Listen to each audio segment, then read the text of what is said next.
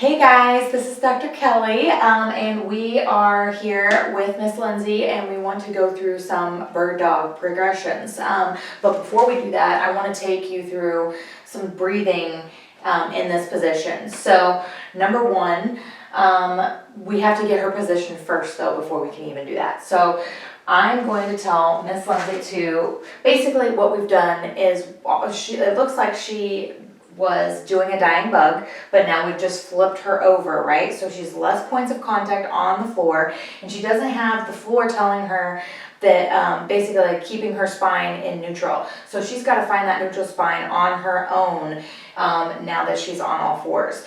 So how does she find it? She needs to think about opening up a really tight jar underneath her hands, and she's going to do, when she does that, she's going to actually engage the lats. So think about that tight pickle jar underneath the hands, perfect. And then that gets the shoulders out of the ears and engaged here.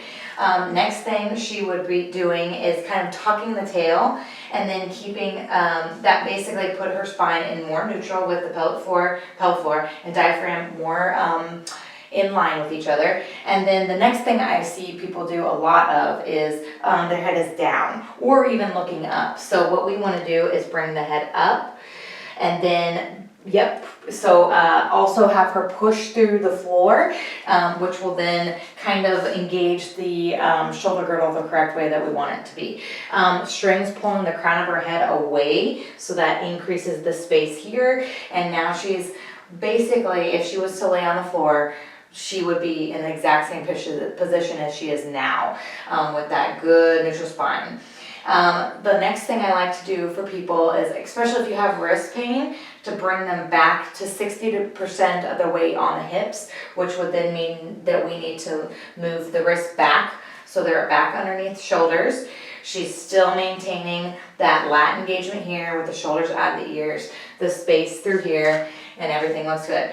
So now, after getting all of that, a lot of times with my patients, I will come up around you and kind of put pressure in different places and make sure she's holding steady.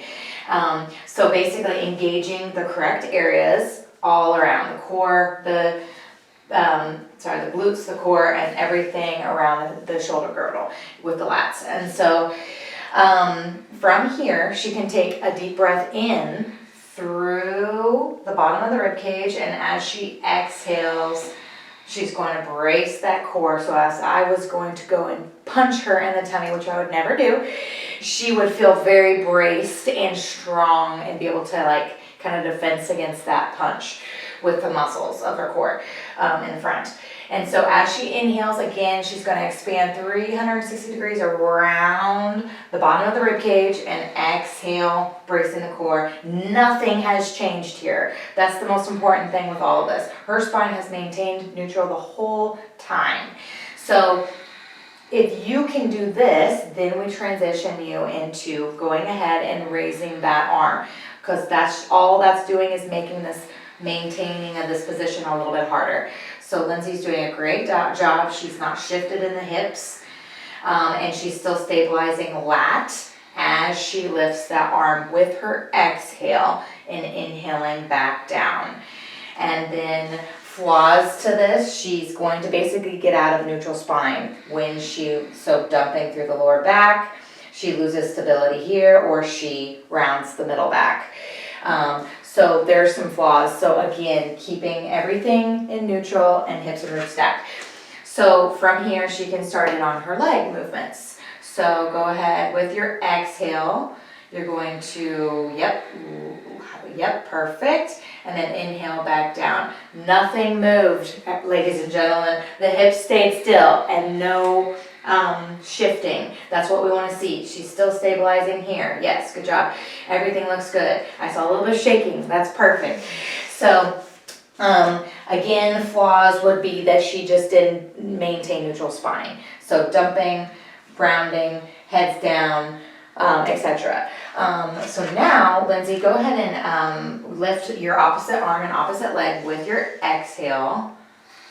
Perfect. And that looks great. Again, no shifting at all. That looks perfect. And then let me see the other side.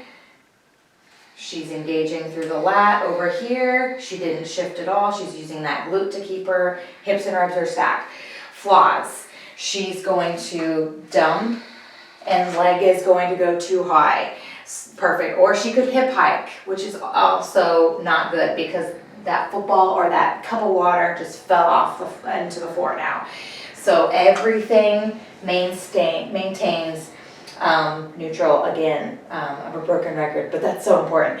Cup of water here. Go ahead and do the other side one more time in a good way position.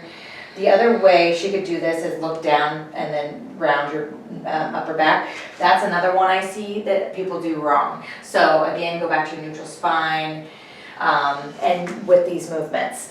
So yeah, from here we can progress her on into harder things, but as far as the bird dog goes, this is where I start people.